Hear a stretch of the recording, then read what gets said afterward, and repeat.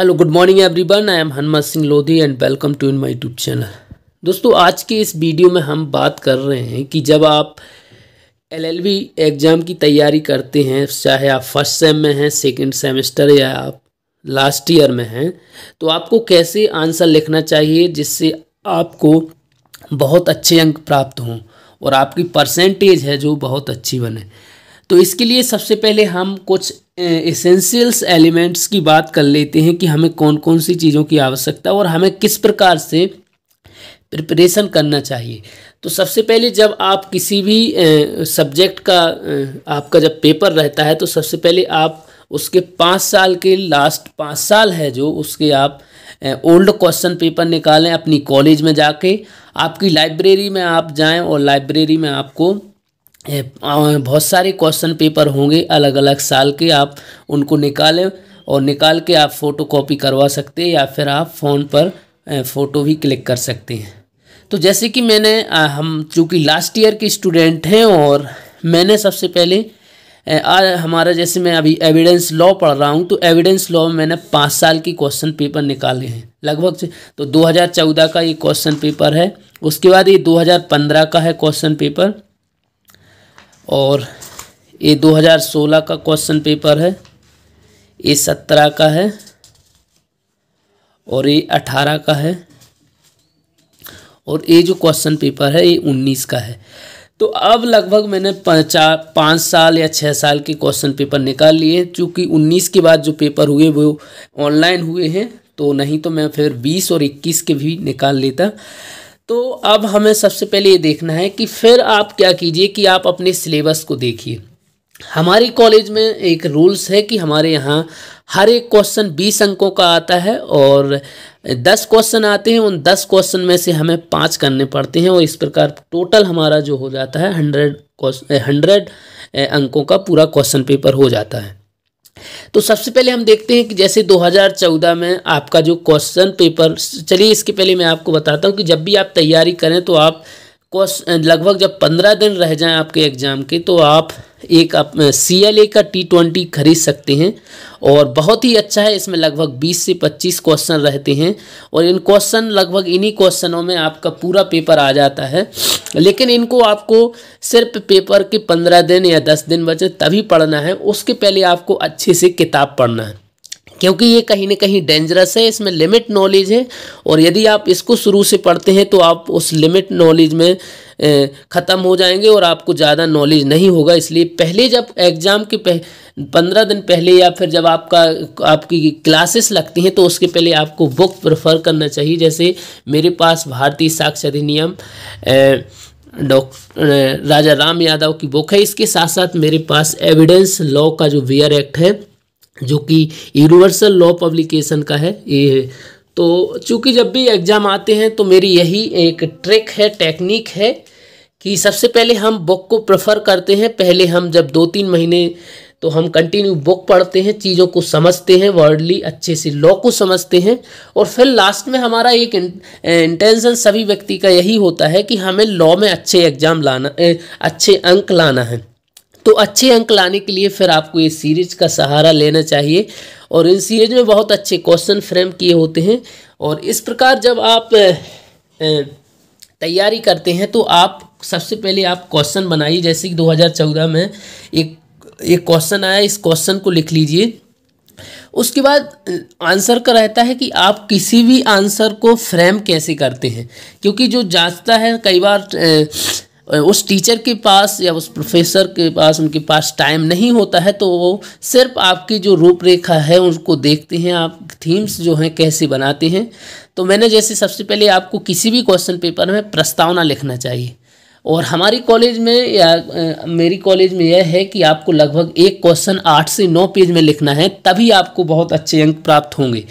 तो अब 8 से 9 पेज कैसे लिखेंगे, इसके लिए मैं आपको बताऊं कि सबसे पहले आप एक रूपरेखा बनाइए पहले पेज पे। उस पेज पे आपको एक प्रस्तावना लिखनी होगी। प्रस्तावना में लगभग प्रस्तावना आप कोशिश कीजिए कि आप एक पेज में लिखें, उस चीज़ के बारे में अधिक से अधिक लिखें जो शुरू में जो क्वेश्चन पूछा गया है। उसके बाद जैसे ये जो क्वेश्चन यह है कि साक्ष्य की व्याख्या कीजिए, भारतीय साक्ष्य अधिनियम के अंतर्गत विभिन्न प्रकार के मान्य साक्ष्य को समझाइए। सीधी बात कि यहाँ पे साक्ष्य के बारे में हमें बताना है और जो अलग अलग प्रकार के जो साक्ष्य होते हैं उनको बताना है। Means what is the meaning of evidence and types of evidence. तो सबसे पहले हम क्या लिखेंगे, हम प्रस्तावना लिखेंगे। प्रस्तावना को लगभग हम 1 पेज में लिखेंगे। उसके बाद साक्ष्य का क्या अर्थ है ये चीज़ हम लिखेंगे लगभग आधे पेज में। उसके बाद साक्ष्य की परिभाषा हम देंगे। तो सबसे नंबर 1 पे हम लिखेंगे प्रस्तावना, उसके बाद साक्ष्य का अर्थ, फिर उसी तीसरे के सब क्लॉज में हम लिखेंगे कि किसके अनुसार साक्ष्य की परिभाषा क्या है। तो सबसे पहले मैंने बेंथम के अनुसार लिखी, उसके बाद सालमंड के अनुसार लिखी, और तीसरे नंबर पे मैंने ब्लॉक स्टोन के अनुसार लिखी, और चौथे नंबर पे मैंने हमारा जो भारतीय साक्ष्य अधिनियम 1872 है उसकी धारा 3 में भी साक्ष्य को डिफाइन किया गया है, एविडेंस को डिफाइन किया गया है कि एविडेंस क्या है। उसके बाद हमने जो चौथा पॉइंट बनाया वो है साक्ष्यों के प्रकार। तो साक्ष्यों के प्रकार में हम सब क्लॉज लिखेंगे। तो इस लगभग 10 प्रकार के साक्ष्य हैं जो हमने लिखे हैं, जैसे प्रत्यक्ष साक्ष्य क्या होता है, अप्रत्यक्ष साक्ष्य क्या होता है, उसके बाद परिस्थिति जन्य साक्ष्य क्या होते हैं, वास्तविक साक्ष्य क्या होते हैं, अनुश्रुत साक्ष्य क्या होते हैं, प्राथमिक साक्ष्य क्या होते हैं, द्वितीयक साक्ष्य क्या होते हैं, मौखिक साक्ष्य क्या होते हैं, दस्तावेजी साक्ष्य क्या होते हैं, और हेतुबद्ध साक्ष्य क्या होते हैं। ये आपने लिख लिए। इसके बाद आपको एक लास्ट में उपसंहार लिखना चाहिए। मैंने अभी नहीं लिखा है, इस पॉइंट को मैं अभी लिखूंगा। अभी यहाँ पे हम लास्ट में जो 5वें पॉइंट हमारा रहेगा वो उपसंहार रहेगा। तो उपसंहार में आपको ये लिखना है, जैसे हम इंग्लिश में कंक्लूजन बोलते हैं। कंक्लूजन में आपको शुरू से थोड़ा थोड़ा लेके साक्ष्य का अर्थ क्या होता है, इसके प्रकार, और इसके जो ब्लॉक स्टोन है या सालमंड है, इनकी कुछ थोड़े सी विचार लेके आपको एक कंक्लूजन बनाना है। और इस प्रकार जब आप लिखेंगे तो आपका हर एक क्वेश्चन लगभग 7 से 8 या 9 पेजों में कंप्लीट हो जाएगा और आप बहुत अच्छे अंक प्राप्त करेंगे। इसके साथ साथ आपको कुछ चीज़ों का और ध्यान रखना है। आपको कोशिश यह करना है कि आप जो भी क्वेश्चन लिखते हैं टाइम का ध्यान रखें। आपके पास लगभग हर एक क्वेश्चन के लिए अगर देखा जाए तो 30 मिनट्स हैं, और शुरू में कोशिश करें कोई भी क्वेश्चन अगर जैसे बड़ा रहता है तो उसको 40 तक खींच सकते हैं, लेकिन अगर इससे ज़्यादा आप खींचते हैं तो अगले जो क्वेश्चन है उसमें आपके पास समय कम बचता है और फिर वहाँ पे मार्किंग आपकी कम हो जाती है। तो आप कोशिश करें कि सभी क्वेश्चन हैं जो उनको आप एक परफेक्ट समय दें, और सभी को लगभग 30-30 मिनट, किसी को 40, ऐसे करके आप सही समय दें ताकि सारे क्वेश्चन आपके सही हों और सारे क्वेश्चन में आपकी अच्छी मार्किंग हो। तो आपको लगभग ये चीज़ें आपको करनी पड़ेंगी। सबसे पहले आप ओल्ड क्वेश्चन पेपर लें आपकी अपनी कॉलेज से। उसके बाद आप किताब प्रेफर करें एविडेंस एक्ट की, जैसे मैंने बुक ली है। उसके बाद बुक के साथ साथ मेरे पास वेयर एक्ट भी है, तो मुझे क्या कई चीज़ें रिसर्च करनी पड़ती कि एक सही जो आंसर है कहाँ से फ्रेम होगा और कैसे सही आंसर बनेगा। क्योंकि सिर्फ सीरीज से यदि आप पढ़ेंगे तो आपको एक आंसर तो मिल जाएगा, लेकिन एक अच्छा आंसर जिसमें हम अच्छे से मार्किंग लाएँ, अच्छे अंक प्राप्त कर सकें, वो आंसर आपको सीरीज में नहीं मिलेगा। उसके साथ साथ आपको एक लिखने की प्रैक्टिस रखनी पड़ेगी। क्या होता है, कई स्टूडेंट पढ़ते रहते हैं लेकिन वो लिखने की उनकी प्रैक्टिस नहीं रहती है, उसकी वजह से फिर वो कई बार वहाँ पे भूल जाते हैं। तो आप जो भी क्वेश्चन है कम से कम यदि आप पूरा नहीं लिख पा रहे तो ये थीसिस हैं जो इस शुरू में जो है इनको आप लिखते रहें, बार बार रूपरेखा है जो बनाते रहें, ताकि आपकी हैंड प्रैक्टिस भी बहुत ज़रूरी है क्योंकि वहाँ पर जाके आपको लिखना है। तो अगर इस प्रकार सारी चीज़ों को आप ध्यान रखते हैं तो बिल्कुल मैं आपको गारंटी देता हूँ कि आप बहुत अच्छे अंक प्राप्त करेंगे और फेल जैसे होने की तो कोई वो आपके सामने ऐसी सिचुएशन नहीं आएगी कि आप फेल हो जाएं। अगर आप इस प्रकार करते हैं तो बहुत अच्छे अंक पाएंगे।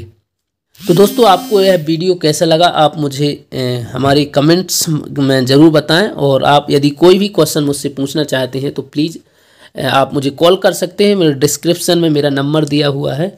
So thank you very much everybody watching this video and stay connected. Subscribe now and press the bell icon. Never miss an update.